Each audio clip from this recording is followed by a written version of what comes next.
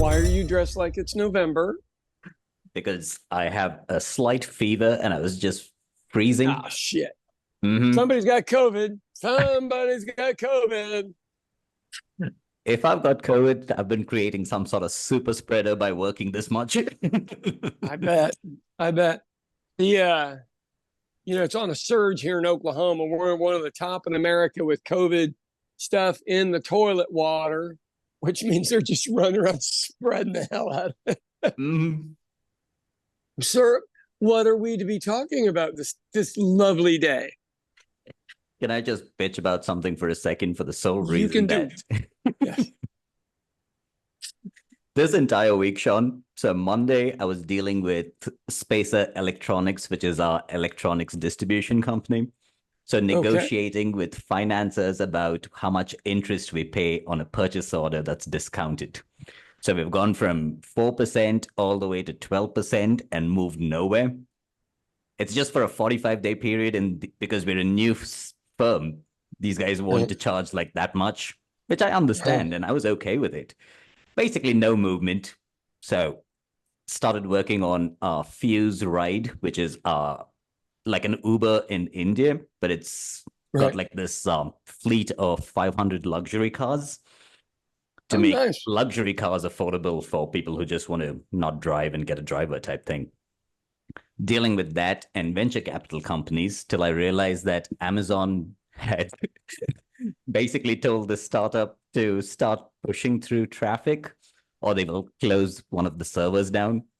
So had Oh, to deal with shit. that. Nice. In Nice. between all of that, I had to call one guy and be like, hey, where is the samples for the damn vanilla beans I asked for? And I was like, oh my God, this is like just Wednesday and I feel like it's Friday night. So my question back to you would be, so why don't they discuss this kind of stuff in business school? Which one? Every bit of this. Like what you're really going to spend your day doing Mm-hmm. is simple things that should be done by others. And you just keep going, why is this not done? Mm-hmm. Who do I have? It's I am running, for 7 or 8 months now. I've been running through, just trying to talk to a human being about something. Go, hey man, my wife died. I need to get this stuff switched over. There's no one to talk to on anything. Just like So the I can't even imagine.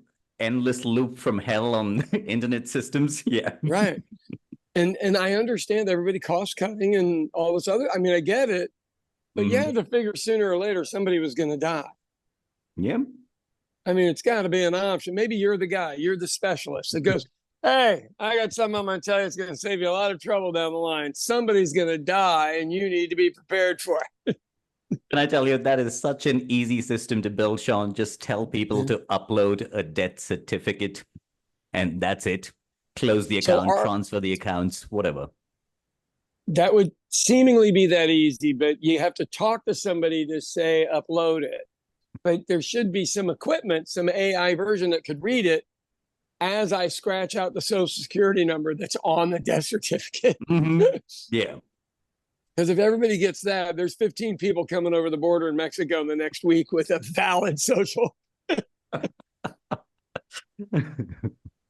That's the weird part, Wow. right? Every now and then I have to run a check on mine just to Yeah. make sure that Oh, I no bet. one's using it. Right. It is, well, Sean Cummings, you got to kind of have a look to pull that Mm-hmm. deal off. So it separates it out. Deepak Jirakumarstan, that narrows it down to 1.5 billion people. Hell yeah. Someone can use it. Right. I had cousins of mine come over and get green cards back in the 70s and the 80s, and then they just quit using them, didn't re-up or anything, just went back home to Ireland. They just came over here for a few years, see what it was like. Say And some, Sean, sometimes they like I got an email telling me that I have to like show up at least for a month. right, Otherwise, none of this shit is valid. And I was like, oh right. God, fine. I will be there. Yeah. So none of their stuff works or well, would work if they wanted it. But I Mhm. always had people go, oh, you should get me that. And I go, no, they're not, there's nothing in it for them. I'm not saying they wouldn't have done it. I'm just saying there's nothing in it for them. But think about it, Sean. Like America is like considered such a valuable like travel document to have the green Right. card, that Right. every other country, it's basically like withdrawal of citizenship, withdrawal of travel visa. In America, you could basically get a notice saying that please surrender your green card. Like we have other Right. fuckers who want to use it.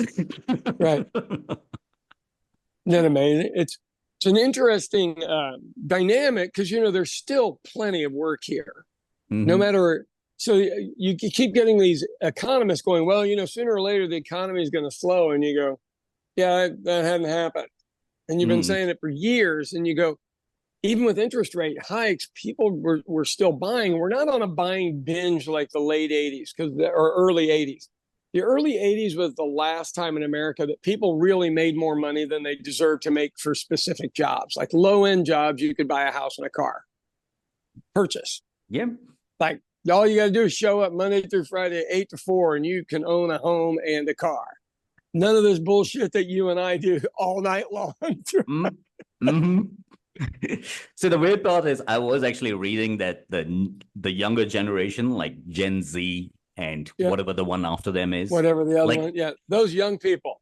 Yeah, like they basically looked at the millennials and they were like, these people are miserable. So they don't buy as much. They don't even think about owning a house. They just like, let's just rent and just use our money as like disposable income type thing. And plus they're also not having as many children as before. So they're like, what the hell am I going to leave this all? Zero. Yeah. I have no grandchildren. My youngest child is 30. My youngest child is 30. My oldest is 35 or 36. Zero grandchildren. And so I don't know if we did something right or something wrong. But I would say something right for the sole reason that they used to be kids I used to meet. Yeah, they're educated, but also I used to teach like the bachelor's degree introduction to marketing type class in UCO.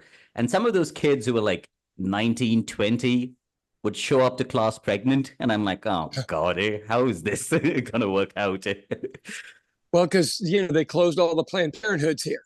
The only place they could have gotten any protection whatsoever, they closed first. So then there was no OGBYN care. I mean, it's real. This is a nefarious deal that's going on to make white people have more babies. That's really that's the gist behind all of it. You know, when you really do the math of who gets rid of babies, it's educated white women, or it was. I don't know now. I mean, it's kind of a weird setup. I don't want to get too far into that and get knocked off of YouTube. So. Sean, we constantly keep flagging YouTube videos for some reason. Like right now, they've actually given us a live stream option where I could have actually sent you a link and we could have just done it live on YouTube because we have like close to 35,000 followers.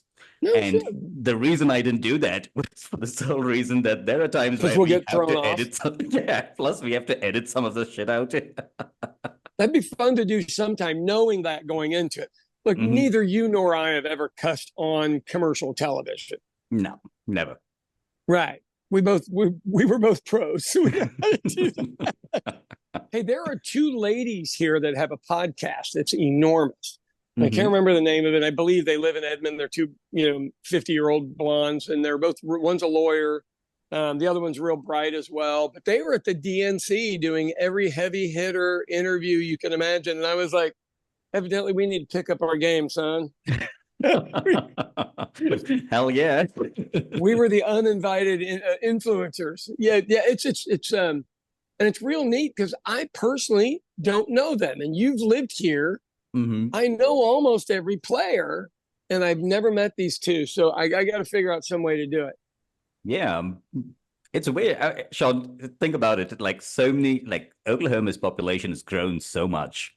There's probably no more that thing of us knowing everybody in a particular market segment. Right. Yeah, it's moved on.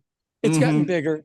So they did real well on that. What's your take on the convention? Because I have an interesting video to bring up after we talk about this for a second. What was your take on it? Was it anything special? Was it anything different? It felt brighter and more positive compared to its alternative. Yeah. Nobody was doing Harry Carey outside in the bathroom. So they, and I don't know whether it's NBC, CBS, or ABC, but one of the major players here had a focus group And for those of you who don't know what that is, that's basically 10 or 12 people that sit in a room and watch something and then answer questions. And they were all supposedly undecided voters. And you never know whether it's a sham or whether they've decided and they just want to be on TV. But after it was over, I believe it was 10 people. 8 of them said that they would now commit to voting for Kamala Harris after her speech. One was still Donald Trump. And then the other one was like, well, I just don't think I'm going to vote. Okay. That's the one that puzzles me right there. I talk to people and they go, well, it's the same thing that you get from her to him. And I go, I don't think that's true. I don't think she's tried to overthrow the government. There's just one little thing maybe we should look at. One. But the energy is different. And I don't know. I am interested to see, because Donald Trump polls low. And what I mean by that, for people who don't know anything about polling, let's say he polls at 46. There's 4% that are embarrassed that they're voting for him, but they know they're going to. And they won't admit to a pollster that they're going to vote for him. So you got to be careful getting too excited about where things are. But if she gets 6 or 8 up, it's over. And I think she's probably closing in on that on some of them. Nice. It's nice to at least see it all go in a positive direction. Well, it's nice to see that there's a bunch of relatively sane Americans that don't want this experiment to fail.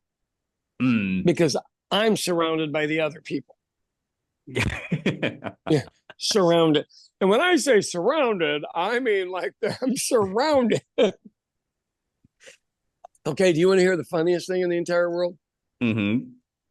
So if you knew 2 men and they sat next to each other in a meeting or class or at work or something, and one of them had a tattoo that in Latin says, if you want peace, prepare for war, on their arm, and the other one had a matching coffee cup that said the same thing, do you think they're dating? Nothing wrong with that dating, but it would be weird. The new lawyer for the Oklahoma State Department of Education has the tattoo. He also has like a Glamour Shots video of showing his tattoo. And then Ryan Walters has the matching cup. Literally. Nice. And to the single most homophobic man I know, which of course, that word rolls out. Yeah. I just don't want to be the one going, hey, here's a red flag, fellas. Maybe Pride Day is for you. Oh, Sean, by the way, speaking about things like this, the other day, it's like this, we were out somewhere to meet a friend of mine. And we were standing at a very crowded place, so there was no room. So we found like isn't that a place called India? Yes. Okay, go ahead. Sorry. There was like this weird little old dude standing across who's like a fucking weird ass DJ. And I just waved out to him because I know him from somewhere. And the dude does like the blowing someone sign back to me. No. Yeah, and I was like, "What is wrong with you? You're almost 20." Yeah, I'm like, dude, you're 50 years old. What is up with you? Is that how you fucking react in public? And my friend, the funniest thing, cuss, we're gonna get thrown off of here. My friend looks at me and he goes like, "I think it's that stupid shirt you're wearing." I was like, dude, leave me alone. Wow. Oh, okay, you have made my whole morning with that story. My morning is complete with that story. It was such a petty, childish, petulant thing to do to somebody who just said hi to you. I was like, dude, what is wrong with you? or he meant it. Which was probably even weirder. There is no possible outcome of this where it seems fine, Sean. No, there's not. In the oddities of humanity, that may be one. The only place that was missing is with the guys with the tattoo and the coffee cup. And so I go to this impeachment party, for lack of a better word. I think it was called a rally, but it really wasn't a rally. It was more of a party because it was a party atmosphere. And I'm supposed to speak at another one this week, and this is for this superintendent guy that's ruining our schools. And the other one got canceled. Here, and I got to explain this to you. So I'm trying to get a hold of the person. I go, hey, I can't find the flyer. I'm supposed to speak there Thursday. I didn't need to know what time do I need to be there. Not tomorrow, but next Thursday. And she goes, oh, we canceled it. One of the old Democratic representatives, who was pretty powerful 30 years ago, said that we Democrats just should not be involved in something like this. And I was like, well, maybe 30 years ago. Yeah. And I go, maybe 30 years ago, but has he been watching the news? Because it's not very nice out there anymore. Like, there's no nice and polite. It doesn't exist. And she goes, well, they took a vote and they just voted to cancel it. And I'm like, this is why you guys lose. That's right. There was no harm or foul in doing that. No, none whatsoever. But we are here. So for 100 years, Democrats ran the state. And for 20 years, Republicans have run the state. That's all, 20. And we've had all this weirdness. But that 100 years, they were probably Republicans and Democrats that just used the Democrat shield to be able to get elected, because you couldn't get elected without it, which is where it is for Republicans now. So he probably recognizes a lot of his old friends. Oh, okay. Right. So, yeah, I mean, I get it. Doesn't help us right now to turn the tide of white Christian nationalism, but yeah, thanks for nothing. But it was in Little Dixie, and I don't know if you know what that term means. Do you know what that means? Not really. Like Little Confederate America, Little Confederate America. Oh, okay. Yeah. That would have been a fun event to go speak at, Sean, for you. Yeah, I know. You know me, I'll go anywhere. I don't care. Yeah. So here's the deal. If you and I sat down and wrote a speech for it, I can speak that language. Yeah. I mean, it's just the language of defiance. So think of any alcoholic, drug addict, how, whenever you tell them what to do, they're like, I'm not doing that. That's that whole area. And so you just speak the language of defiance. You know what freedom is? Freedom is not having to worry about your kids getting shot at school. That's freedom. And then they're like, oh, wow, that's a different way to say freedom. Oh, wow. But you just have to present it to them. As a modern, instead of freedom to fly the flag, all this other stuff, I'll tell you, okay. And all this other stuff, you just reframe it. So in Edmond, Oklahoma, your famous place for schools, the former sundown town, so it was the guys town? Edmond was, oh yeah. Oh, okay. The real thing, I'm surprised they let you and your friends in. That was a joke. That was a joke, people. I am kidding. I am surprised they let us walk around at night, Sean. We were in a meeting where somebody said, what to you? A Democratic meeting. We like brown people. In Edmond. That was in Edmond. I was there. I was a witness. Yep. And what did both of us do? We were just like, did he just effing say that? God. And he thinks he's being nice. Like, okay. So Edmond, Oklahoma. So this kid right in the middle, we've got a lot of political upheaval here. I mean, there's so much, it's almost hard to talk about because it seems to be blowing up. And this kid shows up to school with one of these big, gigantic American flags on his bumper, driving through the school parking lot, which anybody that's been to a school, taught at a school, or anything else knows that impedes your ability to see the people on either side. Kids don't drive that well to start with. They're on their phone, not paying attention. It's just dangerous. So, of course, they know the school's going to tell them to take the flag down, and now it's become a news story for a week. This stupid thing. And then all the same lunatics I see down at Oklahoma State Department of Ed are in their trucks with all their 5 flags on the back, circling the school as a protest. Oh, and now they're getting ready to have another protest. And a friend of mine was like, you just need to tell the Democrats to tell them it's okay. And just go, I just want to have it on paper that the LGBTQ2 flag is welcome as well. And the get rid of 2025 flag. And I go, nah, it's too smart. They're going to go the other way. They'll fight this, and we'll get 2 more weeks of news cycle out of literally one boy purposely putting a flag on to start some trouble. But can I tell you, of all the countries I've ever lived in, you guys have the most number of flags that I've ever seen. Only in the South. Only in the South. So we don't have them in the North. We don't do that. And the reason I think we don't do it is we don't have wind. So like the wind, where I grew up, the wind doesn't blow unless there's a storm. So your flag just sits there doing this, and down here it's always, whoa, America, America, America. It And gives the illusion of someone walking fast, even if they're super right, fat and even if they're unable to not. do so. Yeah. So there's whenever you really want to start an internal problem here, you start talking about the flag, because people up north go, oh, okay. People go, well, you don't like the flag. And you're like, no, I didn't say that at all. I just don't think I need to wear it everywhere. I assume you know I'm American because I live here.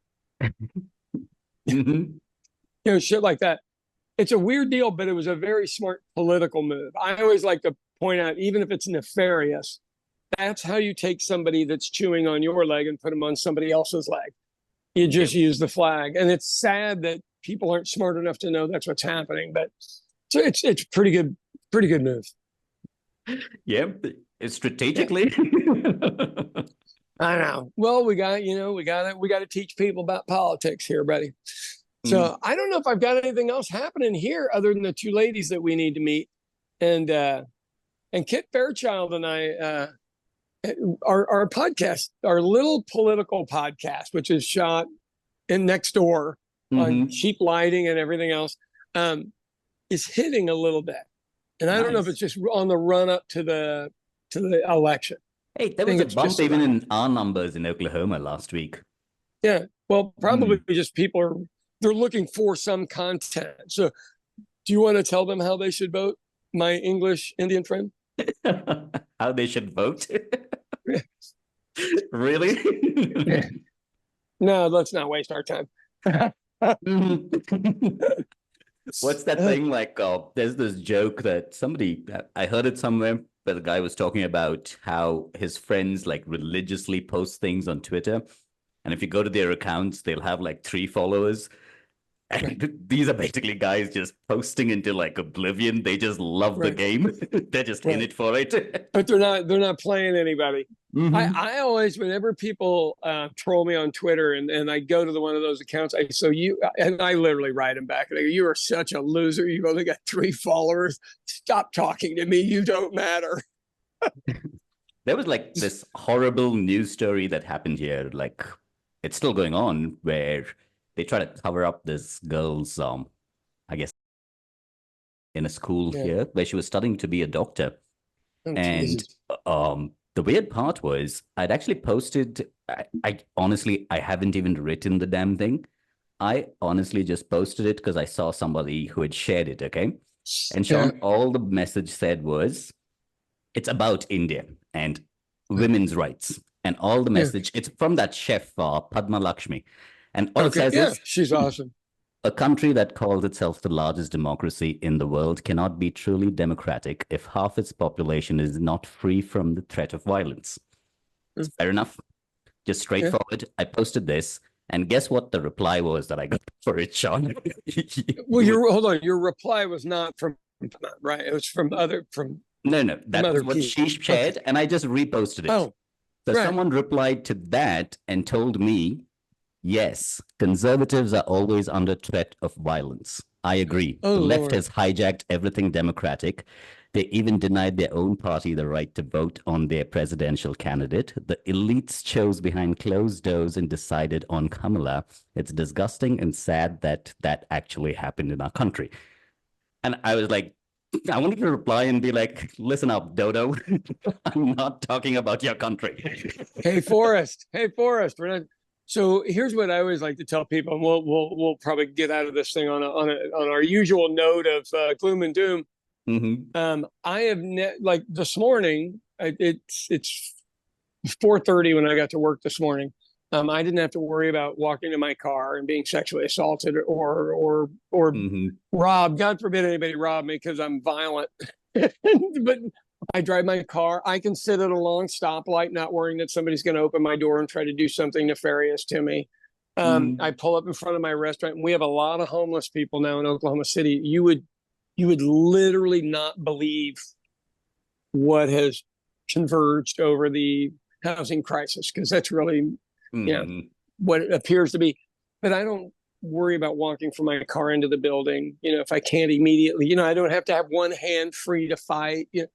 I mean, my first wife lived in New York, and she would have to have keys in her hand Mhm. and with the pointy parts out in case somebody tried to attack her, so she could just get a shot in and Yeah. possibly run away. Hmm. That's why they think it's about our country, because it still is. You guys are coming along rapidly, and you know how sad this doctor's probably mentally ruined from here on out. She get murdered or she get Murdered. murdered or Yeah. oh dear. Well, I just I'm incapable of understanding something like that, so I have to throw that out there first. And I don't know why anybody would do it, but you just Mhm. go, It's a horrendous thing. And I was just like, I was like, who the hell is this replying to me about? right. I'm Well, not trying and, to. and at this point, is it a human or is it just a troll button that Oh, Sean, it's just keeps actually rolling? someone I know, and you also met Oh, them, so don't worry about it. yeah, That's the because reason why I didn't conservatives are, mention names. yeah, when I go to an event and there's 30 people that are leftists and 30 people that are staunch right-wing conservatives, only one group has guns on them. Yeah. And they use it as an intimidation factor. And then my weird friends are like, well, shoot me. They're like, what? And you go, yeah, you're a big boy. Come on, go ahead and shoot me. You'll be somebody's girlfriend in prison the rest of eternity, and I'll just be dead. Sean, first and foremost, I'm Yeah. pretty tiny. So usually when I'm Yeah. standing behind Alex or you, most people don't know I'm Right. even there. Alex is a big boy. I am not. I just look like I'm going to do something terrible. Oh, yeah. Oh, do you know there's like this old scene in it's a movie where Ben Affleck is a bartender, Yeah. and one of the bar customers says something to him, and he's just casually laughing, cleaning a glass, and he just looks up at him, smiles, and he's like, "Do you want to die today?"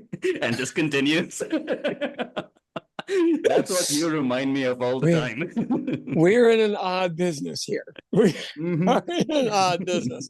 Well, I don't even, people like that, I don't even fight with. And, you troll people as well as I do. We're both, one way or another, we're still comedians. You, however, are working and I am not. So I'm the salad guy at my own restaurant. But I just can't help myself. And I just want to go, and I usually go, is that the best you have? Because I'm getting ready to do something terrible. So go find your best material. Meet me back here in 5 minutes. Sean, by the way, the person making that action at me, I've turned it into a bit where I'm trying to tell the audience that I've grown as a human being and how I secretly created a Grindr account with his email ID. So I hope that he keeps getting notifications till the day he dies. That's the That bit. is Still haven't worked out revenge, how I get from there to there. Okay, so when I was getting trolled by libs of TikTok, I didn't get a Grindr account, but they sent me about 20 subscriptions for gay porn magazines that was going into my city council account. And I was like, okay, this is actually pretty good. Good for you. Hell yeah. That's a nice person with a good sense of humor. There is a screen app that one of your people invented, that would put, I think it was called important mail and then some, it wasn't junk mail, but that they filtered it out with something. So I only got it like twice, but I didn't mind because I thought it was hilarious. But it did fill up my mailbox, but I'm not an emailer anyway, so it didn't really matter. 90% of the time I have to text you or call you and be like, can you please open that email? Yeah. Hey, could you understand my voice text? No, I could not, Sean, as usual, as per usual. Dave, the geologist, is literally meeting somebody at the Colorado-Oklahoma border to get some peaches. And this isn't code word for anything. Like literally the fruit, peaches. So evidently in Colorado, the colder nights insulates the outside of it so they're juicier than a regular peach. Oh. I'm like, he goes, how many do you want? And I go, well, I would like a small case to eat. I'm not selling them. I just want to try them. I thought you would go straight up peach cobbler or something for the restaurant, Sean. No, because then you got to cook it. I want them fresh. I don't. I've got bags of Oklahoma peaches in my freezer that I make all that with. But we're not there yet. We'll get there. Hey, well, let me know the story on Vanilla Bean, man, because that's I'm deeply interested in that one. Hell All right, yeah. how are we looking time wise? Oh, we're good. We're good. We're okay. good. All right, let's get out of here. Find me some beans, baby. Find me some beans. Will do.